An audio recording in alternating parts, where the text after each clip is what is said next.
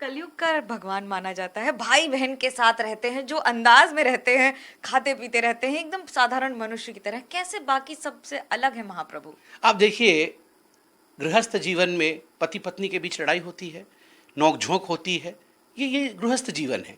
महाप्रभु के जीवन में भी ऐसा ही होता है। रथ यात्रा में जब वो निकलकर भाई बहन के साथ गुंडीचा मंदिर जाते हैं, बीच में मौसी के घर भी लौटते समय मौसी से भी मिलते हैं, और एक ऐसी मान्यता है कि ये मौसी के घर जा रहे हैं। वैसा उनका जन्मस्थान है गुंडीचा। जब वो गुंडीचा मंदिर जाते हैं तो उस समय माँ लक्ष्मी को लेकर नहीं जाते, अपने धर्मपत्नी को मंदिर में छोड़ जाते हैं। तो स्वाभाविक है, पत्नी को ये अच्छा नहीं लगता है, तो माँ लक्ष्मी को भी ये अच्छा नहीं लगता है। तो एक हीरा पंचमी होता है, जिस समय ये पूरे 9 दिन की प्रक्रिया है। 7 दिन महाप्रभु गुंडीचा में रहते हैं, 1 दिन जाने में, 1 दिन आने में, 9 दिन की प्रक्रिया है। उसमें हीरा पंचमी, जो 5वां दिन है, हीरा पंचमी है, उसमें माँ लक्ष्मी जगन्नाथ जी के पास जाती है कि अब आप लौट के आइए, या आपने मेरे साथ ठीक नहीं किया है। तो महाप्रभु ने आज्ञामाड़, उनका एक आज्ञामाड़ प्रदान करते हैं कि कंसेंट लेटर, कि हाँ मैं आऊँगा, आपने आदेश किया है, मैं ज़रूर आऊँगा। मगर देखिए, पत्नी तो पत्नी होती हैं, वो बहुत प्यार करती हैं भगवान से। तो स्वाभाविक है, जब वो लौट के आ रही होती हैं महाप्रभु से मिलने के पश्चात, तो वो अपनी एक अनुयायिका को, अपनी एक सेविका को बोलती है, जाओ थोड़ा जगन्नाथ जी के रथ को कुछ डैमेज कर दो। मुझे बिना बोले आ गए थे, देखो मुझे लेके भी नहीं आए, थोड़ा सा कुछ कर दो उनके रथ में।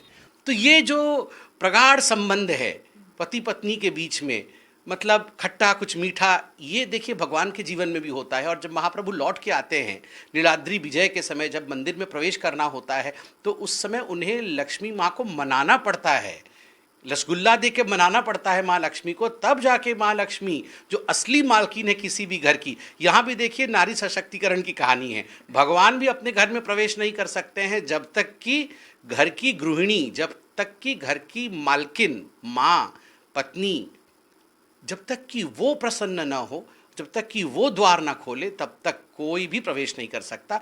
ये कहानी केवल कहानी नहीं है, ये हकीकत है, ये सत्य है। और इस सत्य को एक साधारण व्यक्ति के रूप में महाप्रभु अपने जीवन में दर्शाते हैं, और हम सब ओडिया लोग इसे मानते हैं जैसे प्रभु हमारे घर के सदस्य हैं।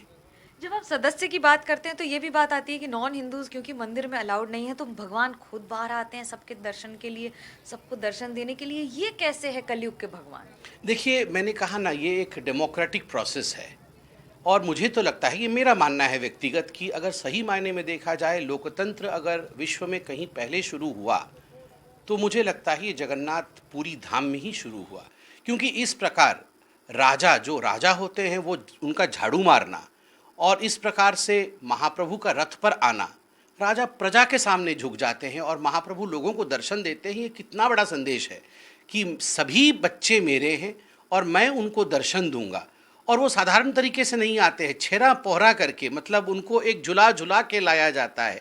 तो उनके सारे प्रक्रियाएं जो हैं वो निराली होती है। और जब वो गुंडीचा मंदिर में होते हैं, तो वहाँ गीत गोविंद गाया जाता है उनके लिए। आखिरी के दिनों में गीत गोविंद गाया जाता है उनके लिए, क्योंकि वृंदावन में जिस प्रकार रास होती है, वहाँ ईश्वर उसी प्रकार गोपियों के साथ वास करते हैं। तो ये सारी चीज़ें एक साथ पिरोई हुई हैं, एक साथ जुड़ी हुई हैं, और सबके ज़िंदगी के साथ जुड़ी हुई है। और मुझे लगता है महाप्रभु जैसे, महाप्रभु जगन्नाथ जैसे जो संस्कृति है हमारी, जो हमारा जो विरासत है, हमारा जो धरोहर है, ये पूरा विश्व जानना चाहिए। संबित पात्रा के साथ कोई ऐसा वाकया जिसने महाप्रभु, आपने उनके कई करिश्मे देखे होंगे ना, एक अपना कोई करिश्मा आपके साथ जो हुआ वो शेयर करें। नहीं, हम लोग क्या गरीब घर से आए हुए साधारण लोग हैं, आके महाप्रभु के क्षेत्र के हम लोग वहाँ प्रवेश कर पाए। वहाँ आके एक राजनीतिक प्रतिनिधित्व करने की क्षमता भी किसी ने प्रदान की, तो महाप्रभु ने, उनकी इच्छा के बिना तो पत्ता भी नहीं हिलता है। 19 का चुनाव तो हारे भी थे, उसके बाद क्या सीखा था मंदिर जाकर? उन्होंने तप कराया। उनको इतनी आसानी से कोई प्राप्त नहीं कर सकता है। आपको तप करना होगा, आपको उनको मनाना होगा, रिझाना होगा, तब जाके वो दूर नहीं है, वो बिल्कुल आपके पास हैं, आपके हृदय में हैं। मगर बिना तप किए ईश्वर अगर मिल जाए तो आप ईश्वर की महत्व को भी नहीं समझेंगे। इसलिए सदैव प्रेम, भक्ति और तप से ही ईश्वर मिलते हैं। हम सबको सदैव मेहनत करते रहना चाहिए और जो वो करेंगे वो उचित करेंगे, ठीक करेंगे।